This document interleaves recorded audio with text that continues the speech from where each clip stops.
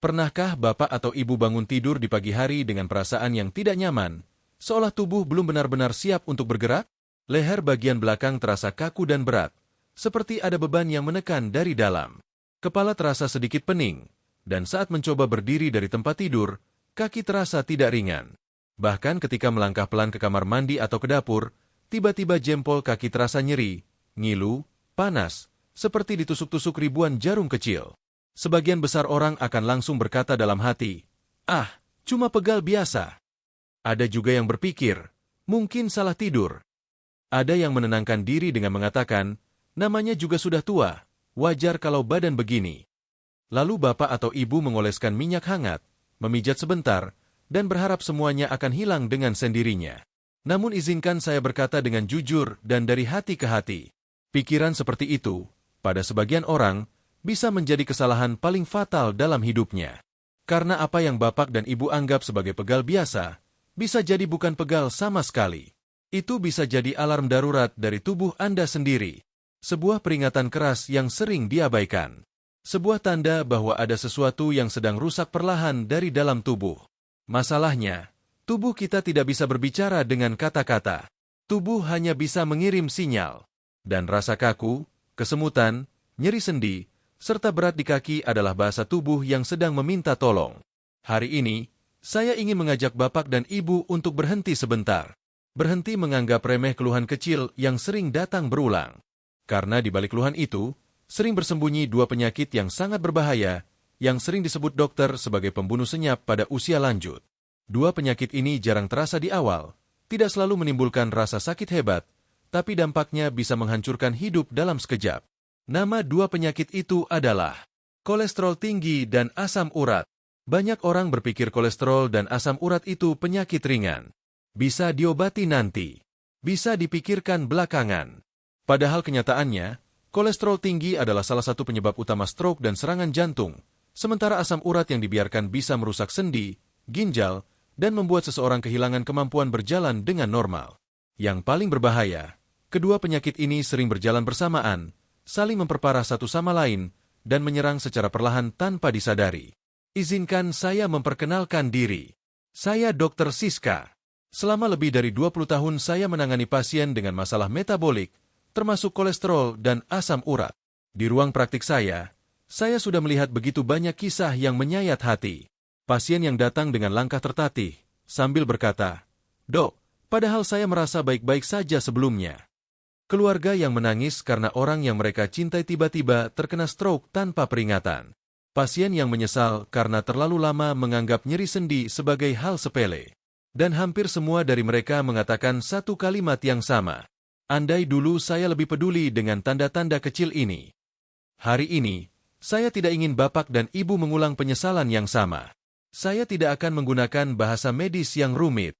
Tidak ada istilah yang sulit dipahami. Hari ini saya ingin berbicara sebagai sesama manusia.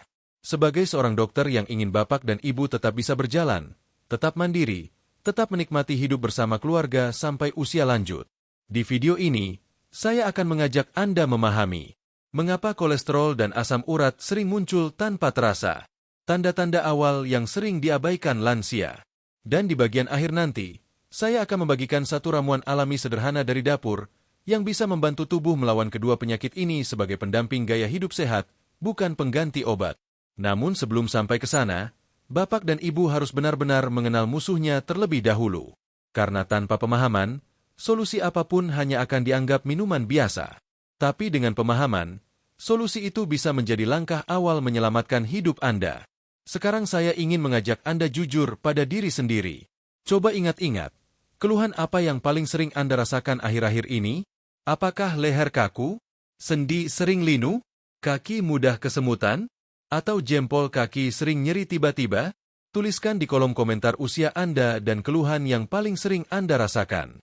Karena dengan berbagi, kita tahu bahwa kita tidak sendirian dalam perjuangan menjaga kesehatan di usia senja. Setelah ini, kita akan mulai membahas musuh pertama, yang paling senyap, paling berbahaya, dan paling sering tidak disadari. Kolesterol tinggi. Kolesterol adalah zat lemak yang sebenarnya dibutuhkan tubuh. Tanpa kolesterol, tubuh tidak bisa membentuk hormon, vitamin D, dan sel-sel baru. Masalahnya bukan pada keberadaan kolesterol itu sendiri, melainkan ketika jumlah kolesterol jahat di dalam darah terlalu tinggi dan dibiarkan tanpa kendali. Disinilah bahaya mulai mengintai, terutama pada usia lanjut. Bayangkan pembuluh darah Anda seperti pipa air di rumah. Ketika pipa masih bersih, air mengalir lancar, tekanannya stabil, dan tidak ada masalah. Kolesterol jahat atau LDL bekerja seperti lemak dan kerak yang menempel di dinding pipa tersebut. Awalnya tipis, hampir tidak terasa. Aliran darah masih terlihat normal. Tubuh pun tidak memberikan sinyal yang jelas. Inilah alasan mengapa banyak orang merasa dirinya baik-baik saja, padahal kerusakan sudah mulai terjadi. Setiap hari, setiap kali bapak atau ibu mengonsumsi makanan tinggi lemak jenuh, proses penumpukan itu terus berjalan. Gorengan yang renyah, santan kental yang gurih, kulit ayam, jeroan, daging merah berlemak, margarin, dan makanan olahan kemasan adalah sumber utama kolesterol jahat. Jika dikonsumsi berulang-ulang, kolesterol ini tidak langsung keluar dari tubuh. Ia menempel, menumpuk, dan perlahan menyempitkan pembuluh darah. Ketika pipa darah menyempit, jantung tidak punya pilihan selain bekerja lebih keras. Jantung memompa darah dengan tekanan lebih tinggi agar darah tetap bisa sampai ke seluruh tubuh. Inilah awal dari tekanan darah tinggi. Sayangnya, banyak lansia tidak menyadari hal ini karena tubuh masih mampu beradaptasi untuk sementara waktu. Namun adaptasi ini ada batasnya. Saat aliran darah mulai terganggu, organ-organ vital mulai kekurangan pasokan oksigen dan nutrisi. Otak menjadi salah satu organ yang paling sensitif.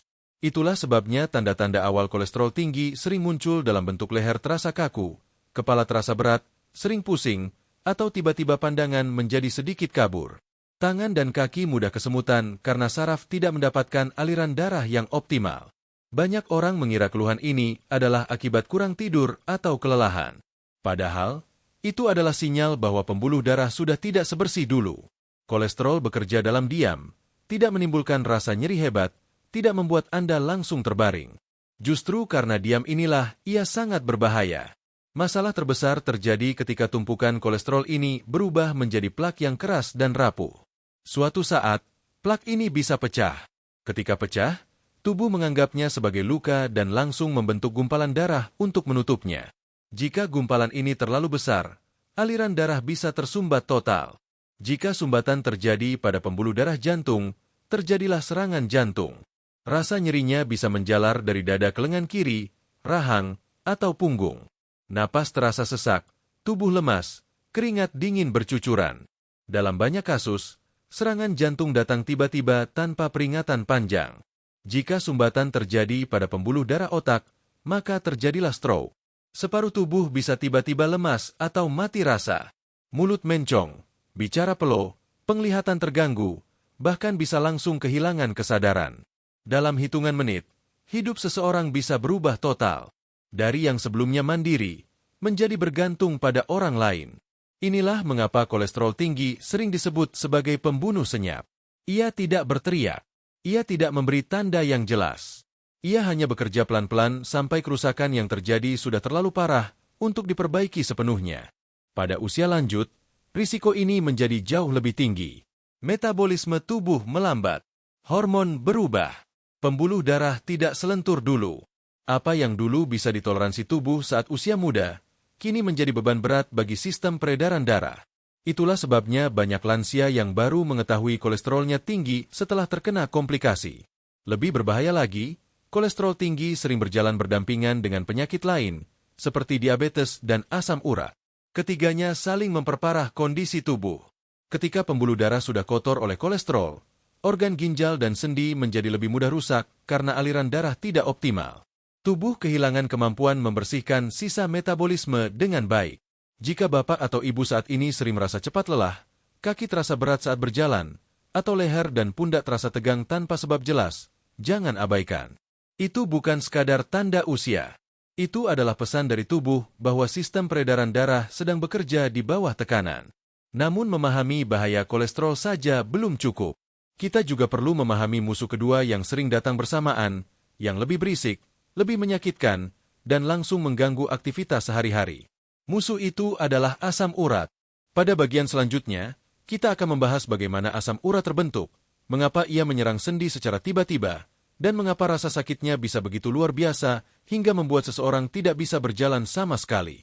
Berbeda dengan kolesterol yang bekerja dalam diam, asam urat adalah musuh yang jauh lebih berisik. Ia tidak sabar. Ia tidak menunggu bertahun-tahun untuk menunjukkan akibatnya. Ketika kadarnya sudah melewati batas aman, tubuh akan langsung bereaksi dengan rasa sakit yang luar biasa. Inilah sebabnya mengapa banyak lansia merasa sangat tersiksa ketika asam uratnya kambuh, bahkan sampai tidak bisa berdiri atau berjalan. Asam urat sebenarnya adalah hasil sisa dari proses metabolisme zat bernama purin. Purin ini secara alami ada di dalam tubuh, tetapi juga banyak terdapat dalam makanan yang sering kita konsumsi sehari-hari. Daging merah, terutama jeroan seperti hati, ginjal, dan otak, mengandung purin yang sangat tinggi. Makanan laut seperti udang, kerang, sarden, dan cumi juga menjadi sumber purin utama. Selain itu, beberapa jenis sayuran dan biji-bijian tertentu seperti bayam, melinjo, dan emping juga berkontribusi meningkatkan kadar purin dalam tubuh. Dalam kondisi normal, tubuh memiliki sistem pembuangan yang sangat canggih. Ginjal bertugas menyaring darah dan membuang kelebihan asam urat melalui urin. Selama ginjal bekerja dengan baik dan jumlah purin yang masuk masih dalam batas wajar, asam urat tidak akan menimbulkan masalah. Namun masalah mulai muncul ketika keseimbangan ini terganggu. Ada dua penyebab utama mengapa asam urat bisa menumpuk. Pertama, asupan purin yang terlalu tinggi dan berlangsung lama. Ginjal menjadi kewalahan karena terlalu banyak sisa metabolisme yang harus dibuang. Kedua, fungsi ginjal yang menurun, terutama pada usia lanjut. Seiring bertambahnya usia, kemampuan ginjal menyaring darah tidak lagi sekuat dulu. Akibatnya, asam urat yang seharusnya dibuang justru tertahan di dalam darah. Ketika kadar asam urat dalam darah terus meningkat, zat ini tidak akan tinggal diam. Ia akan berubah menjadi kristal-kristal kecil yang sangat tajam, menyerupai jarum atau pecahan kaca mikroskopis. Kristal ini memiliki sifat khusus, yaitu cenderung mengendap di area tubuh yang suhunya lebih dingin. Itulah sebabnya sendi-sendi di bagian ujung tubuh, seperti jempol kaki, pergelangan kaki, lutut, dan jari tangan, menjadi sasaran utama. Bayangkan ada ribuan jarum kecil menusuk bagian dalam sendi Anda dari berbagai arah secara bersamaan. Itulah yang dirasakan penderita saat serangan asam urat datang. Sendi akan menjadi merah, bengkak, terasa panas, dan sangat nyeri. Banyak pasien mengatakan bahwa rasa sakitnya jauh lebih menyiksa dibandingkan sakit gigi atau patah tulang. Bahkan sentuhan ringan seperti kain selimut pun bisa terasa seperti sayatan pisau. Serangan asam urat sering muncul secara tiba-tiba, tanpa peringatan yang jelas. Banyak lansia terbangun di tengah malam karena nyeri hebat di jempol kaki atau lutut. Tidur menjadi terganggu, tubuh lelah, dan emosi ikut terkuras.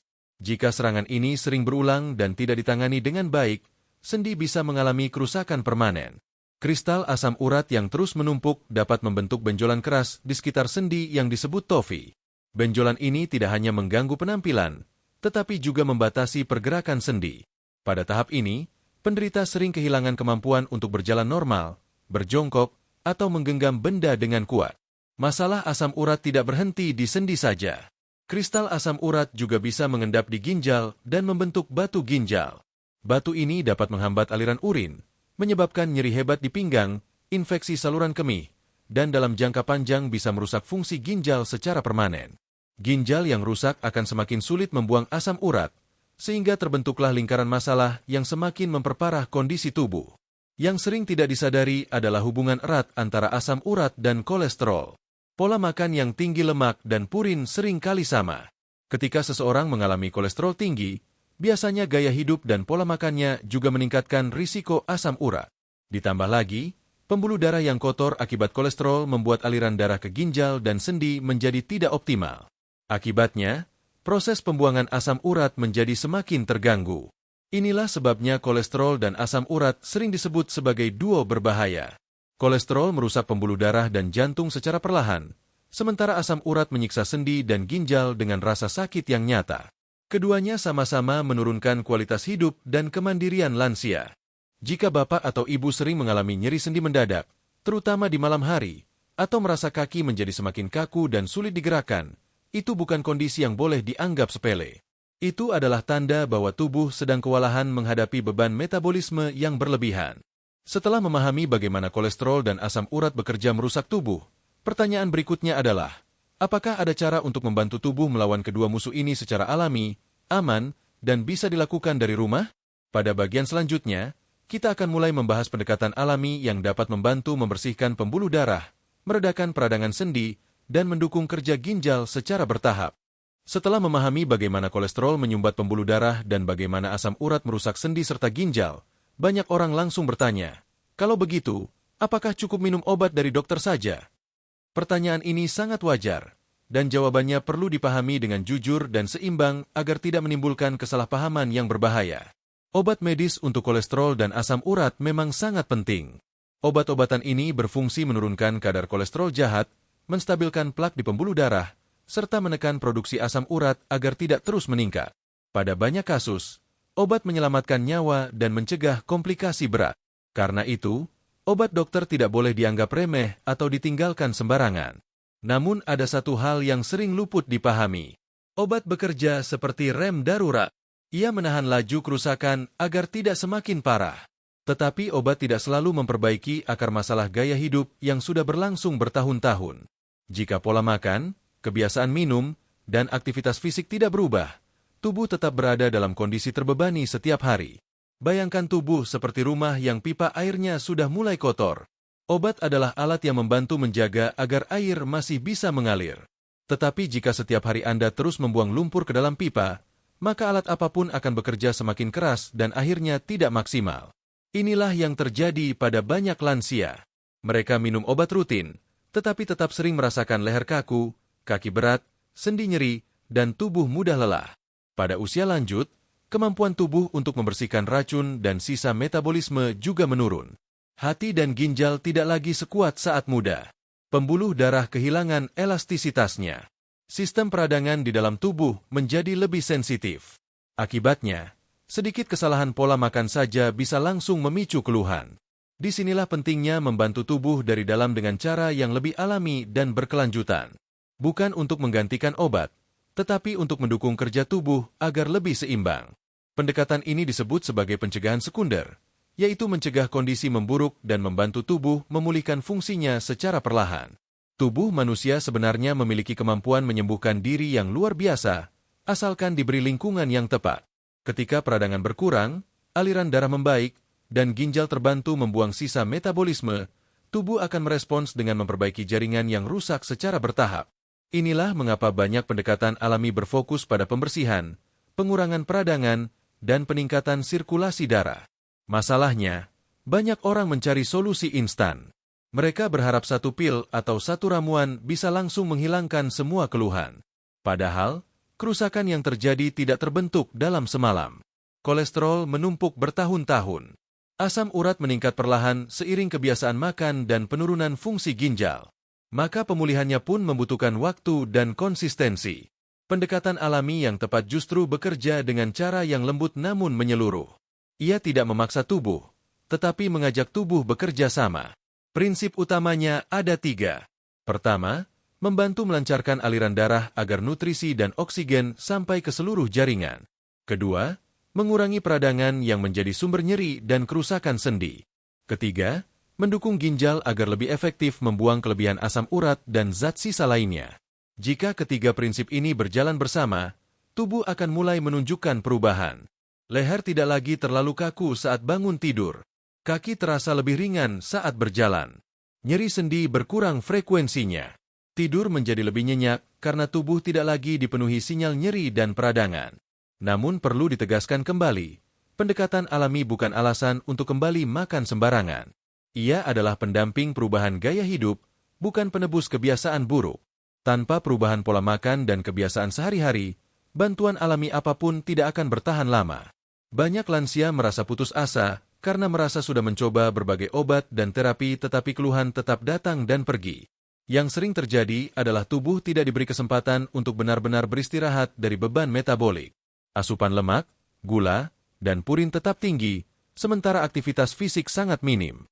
Dalam kondisi seperti ini, tubuh hanya bertahan, bukan membaik.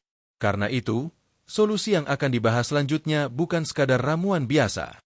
Ia adalah bagian dari strategi membantu tubuh membersihkan diri dan menenangkan sistem yang selama ini bekerja terlalu keras.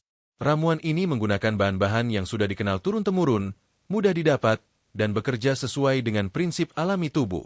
Pada bagian berikutnya, kita akan mulai mengenal satu persatu bahan alami yang memiliki peran penting dalam membantu membersihkan pembuluh darah, meredakan peradangan sendi, dan mendukung fungsi ginjal. Bukan berdasarkan mitos, tetapi berdasarkan cara kerja yang masuk akal dan sudah lama dimanfaatkan dalam pengobatan tradisional. Setelah memahami bahwa tubuh perlu dibantu dari dalam, sekarang kita masuk ke bagian yang sangat penting. Bukan janji kosong, bukan mitos, tetapi pendekatan alami yang sudah digunakan turun-temurun dan kini mulai banyak dipelajari secara ilmiah. Pendekatan ini bukan tentang satu bahan ajaib, melainkan kombinasi tiga bahan sederhana yang jika digabungkan, bekerja saling melengkapi untuk melawan kolesterol dan asam urat. Ketiga bahan ini sangat dekat dengan kehidupan sehari-hari. Bahkan kemungkinan besar, saat ini sudah ada di dapur rumah Anda. Namun selama ini, banyak orang hanya mengenalnya sebagai bumbu masakan, bukan sebagai pendukung kesehatan yang kuat. Bahan pertama adalah daun salam. Daun salam sering dianggap remeh. Biasanya hanya dipakai 1 atau 2 lembar untuk memberi aroma pada sayur atau masakan berkuah. Padahal, di balik daunnya yang sederhana, daun salam menyimpan senyawa aktif yang sangat bermanfaat bagi tubuh. Daun salam mengandung flavonoid dan tanin. Senyawa ini berperan sebagai antioksidan alami. Dalam konteks kolesterol, antioksidan ini membantu mencegah kolesterol jahat mengalami oksidasi. Kolesterol yang teroksidasi jauh lebih berbahaya karena sifatnya menjadi lengket dan mudah menempel di dinding pembuluh darah. Dengan kata lain, daun salam membantu menjaga pembuluh darah tetap lebih licin dan tidak mudah ditempeli plak lemak. Untuk asam urat, daun salam memiliki efek diuretik ringan. Artinya, daun ini membantu meningkatkan produksi urin secara alami. Ketika frekuensi dan volume urin meningkat, proses pembuangan asam urat dari darah menjadi lebih optimal. Ini sangat penting bagi lansia, karena fungsi ginjal biasanya sudah menurun dan membutuhkan dukungan tambahan agar tidak kewalahan. Bisa dikatakan, daun salam berperan sebagai pembersih dasar. Ia membantu membersihkan aliran darah dan mendorong ginjal bekerja lebih efektif tanpa memaksa. Bahan kedua adalah serai atau sereh. Serai dikenal dengan aromanya yang segar dan menenangkan. Namun kekuatan utamanya terletak pada sifat antiinflamasi atau anti peradangannya. Peradangan adalah akar dari banyak masalah kesehatan lansia, termasuk nyeri sendi akibat asam urat dan kerusakan pembuluh darah akibat kolesterol. Serai mengandung senyawa seperti sitral yang membantu menekan proses peradangan di dalam tubuh. Ketika kristal asam urat menusuk sendi, tubuh bereaksi dengan peradangan hebat. Inilah yang menyebabkan sendi menjadi merah, panas, bengkak, dan sangat nyeri. Serai membantu menenangkan reaksi ini, sehingga rasa sakit dan pembengkakan bisa berkurang secara bertahap. Selain itu, serai juga membantu menghambat penyerapan kolesterol dari usus. Artinya, sebagian kolesterol dari makanan tidak langsung masuk aliran darah, tetapi dibuang bersama sisa pencernaan. Efek ini sangat penting bagi mereka yang selama bertahun-tahun terbiasa mengonsumsi makanan tinggi lemak. Serai juga memiliki efek diuretik ringan, membantu tubuh membuang kelebihan cairan dan zat sisa. Dengan begitu, beban kerja jantung dan pembuluh darah menjadi lebih ringan. Jika daun salam adalah pembersih, maka serai bisa diibaratkan sebagai penenang. Ia meredakan peradangan dan mencegah masalah menjadi lebih besar. Bahan ketiga adalah jahe. Jahe adalah rempah yang sudah lama dikenal sebagai penghangat tubuh. Namun manfaat jahe jauh lebih luas dari sekadar menghangatkan. Di dalam jahe terdapat senyawa aktif bernama gingerol, yang memiliki efek antiinflamasi dan antioksidan yang sangat kuat. Untuk asam urat, gingerol membantu menekan peradangan di sendi dan mengurangi rasa nyeri. Ketika digabungkan dengan serai, efeknya menjadi lebih kuat karena keduanya bekerja melalui mekanisme yang saling melengkapi. Serai menenangkan peradangan, jahe membantu memperbaiki jaringan yang terdampak. Untuk kolesterol, jahe memiliki peran yang sangat menarik. Jahe membantu tubuh mengubah kolesterol menjadi asam empedu. Asam empedu ini kemudian digunakan dalam proses pencernaan dan dibuang melalui sistem pencernaan. Dengan cara ini, kolesterol tidak dibiarkan menumpuk di dalam darah, tetapi dimanfaatkan dan dikeluarkan dari tubuh. Selain itu, jahe membantu melancarkan peredaran darah. Efek hangatnya membuat pembuluh darah menjadi lebih rileks, sehingga aliran darah menjadi lebih lancar. Ini sangat penting bagi lansia yang sering merasa kaki berat, tangan dingin, atau leher kaku akibat sirkulasi yang kurang optimal. Jika disatukan, ketiga bahan ini membentuk satu kesatuan yang saling menguatkan. Daun salam membantu membersihkan dan mendukung ginjal. Serai menenangkan peradangan dan mengurangi beban metabolik. Jahe memperlancar aliran darah dan membantu tubuh mengelola kolesterol dengan lebih baik. Inilah alasan mengapa ketiganya tidak dianjurkan digunakan secara terpisah jika tujuannya untuk membantu kolesterol dan asam urat sekaligus. Kombinasi mereka menciptakan efek yang lebih menyeluruh, lembut, dan berkelanjutan bagi tubuh lansia. Namun tentu saja, mengetahui manfaat bahan saja belum cukup. Yang paling penting adalah bagaimana cara mengolahnya dengan benar agar senyawa aktifnya keluar maksimal dan aman dikonsumsi. Pada bagian selanjutnya, kita akan membahas langkah demi langkah cara membuat rebusan ini dengan tepat, termasuk dosis, waktu minum, dan hal-hal penting yang perlu diperhatikan agar manfaatnya bisa dirasakan secara optimal.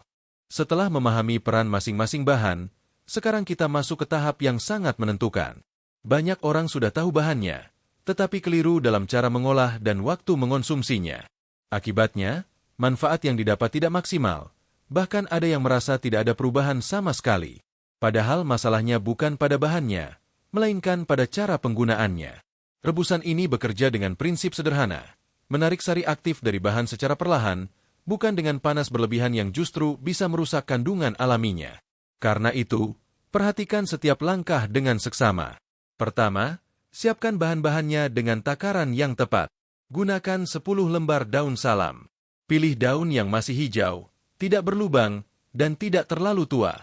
Daun yang terlalu tua biasanya sudah kehilangan sebagian kandungan aktifnya. Cuci bersih satu persatu di bawah air mengalir untuk menghilangkan debu dan sisa kotoran. Kemudian siapkan 2 batang serai.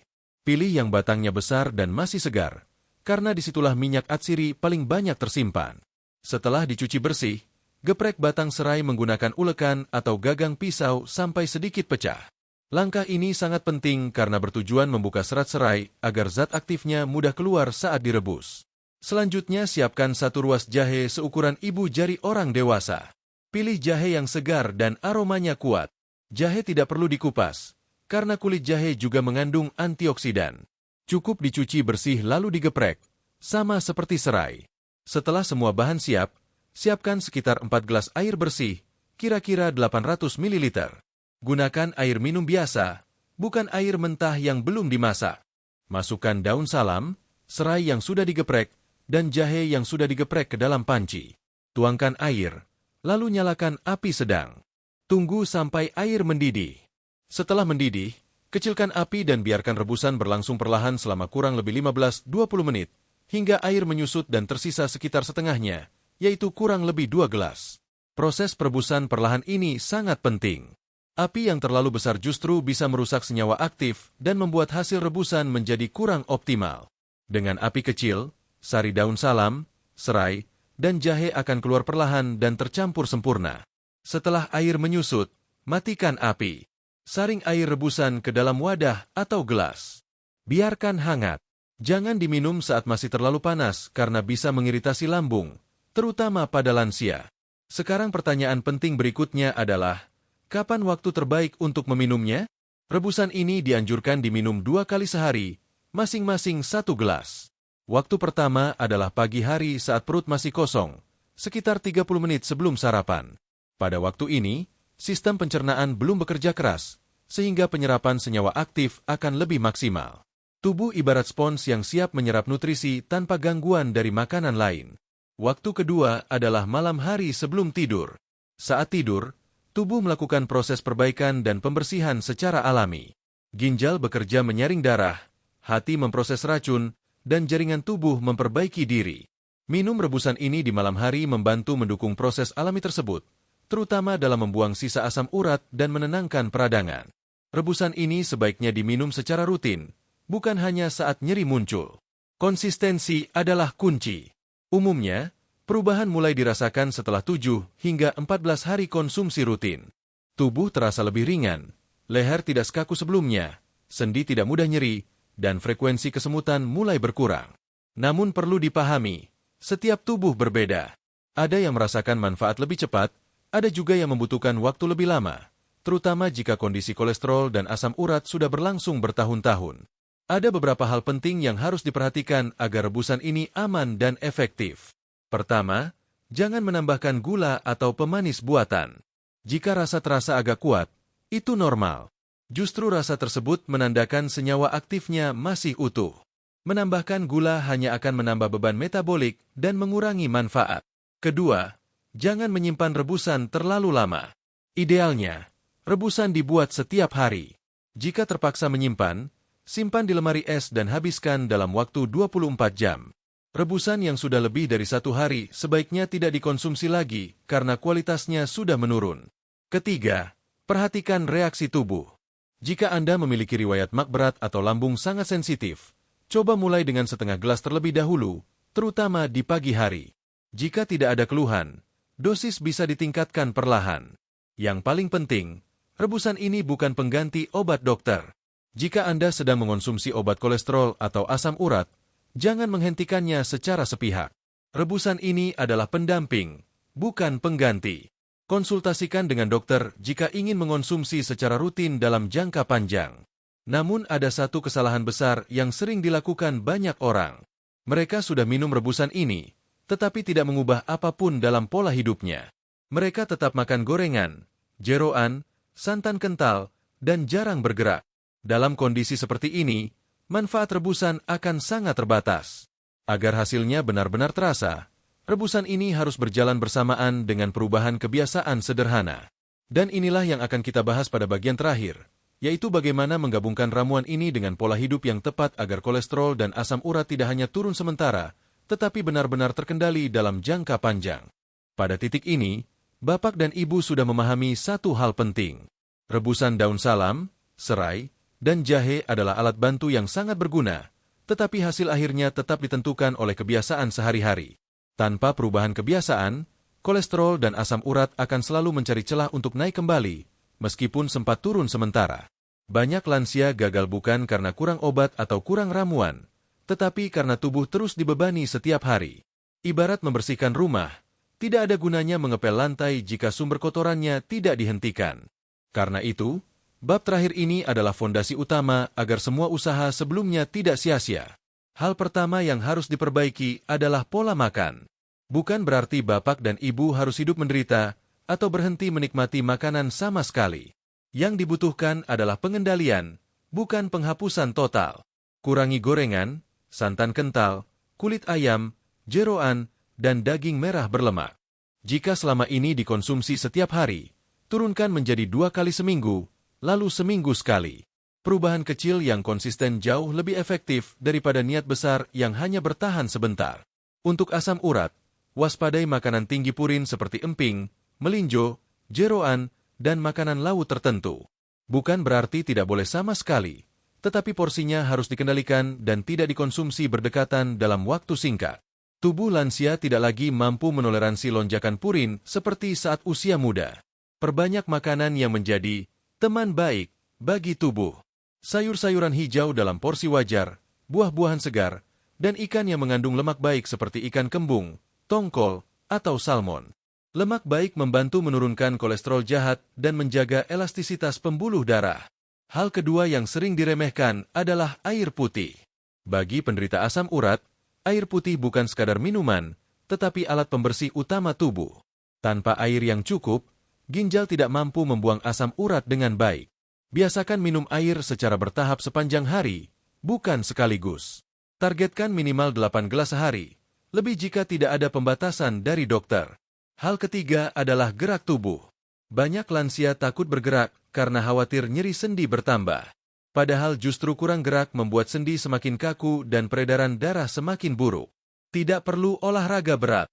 Jalan kaki santai 20-30 menit setiap pagi sudah sangat membantu. Gerakan ringan membantu melancarkan aliran darah, membakar lemak, dan menjaga sendi tetap fleksibel. Jika sulit keluar rumah, gerakan sederhana di dalam rumah pun cukup. Berdiri, berjalan kecil, menggerakkan kaki dan tangan secara perlahan jauh lebih baik daripada duduk diam seharian. Tubuh dirancang untuk bergerak, bukan untuk diam terlalu lama. Hal keempat adalah konsistensi dan kesabaran. Kolesterol dan asam urat tidak naik dalam semalam, maka penurunannya pun tidak bisa instan. Jangan berkecil hati jika dalam 1 minggu belum terasa perubahan besar. Tubuh lansia membutuhkan waktu. Yang terpenting adalah arah perubahan sudah benar. Perhatikan tanda-tanda kecil perbaikan. Tidur mulai lebih nyenyak. Leher tidak terlalu kaku saat bangun pagi. Nyeri sendi tidak sering kambuh. Kaki terasa sedikit lebih ringan saat berjalan. Itu semua adalah sinyal bahwa tubuh mulai merespons dengan baik. Namun ada satu hal yang tidak boleh dilupakan. Jika bapak atau ibu sudah didiagnosis kolesterol tinggi atau asam urat oleh dokter dan sedang mengonsumsi obat, jangan pernah menghentikan obat secara sepihak. Obat adalah pengaman utama, sementara perubahan gaya hidup dan ramuan alami adalah pendukung yang memperkuat hasilnya. Diskusikan setiap perubahan dengan dokter agar aman dan sesuai kondisi tubuh. Sekarang, coba tanyakan pada diri sendiri dengan jujur. Apa satu kebiasaan kecil yang bisa mulai diubah hari ini? Apakah mengurangi gorengan, mulai jalan pagi, atau memperbanyak minum air putih? Tidak perlu menunggu sempurna. Mulai dari satu langkah kecil yang bisa dilakukan hari ini juga. Kesehatan tidak dibangun dari niat, tetapi dari kebiasaan yang dilakukan berulang. Saya ingin mengajak Bapak dan Ibu untuk menuliskan di kolom komentar satu perubahan yang akan mulai dilakukan setelah menonton video ini. Dengan berbagi, kita saling menguatkan dan saling mengingatkan bahwa menjaga kesehatan di usia lanjut adalah perjuangan bersama. Terima kasih sudah menyimak penjelasan ini sampai akhir. Semoga apa yang dibahas hari ini menjadi pengingat bahwa tubuh kita selalu berbicara, dan tugas kita adalah mau mendengarkan sebelum terlambat.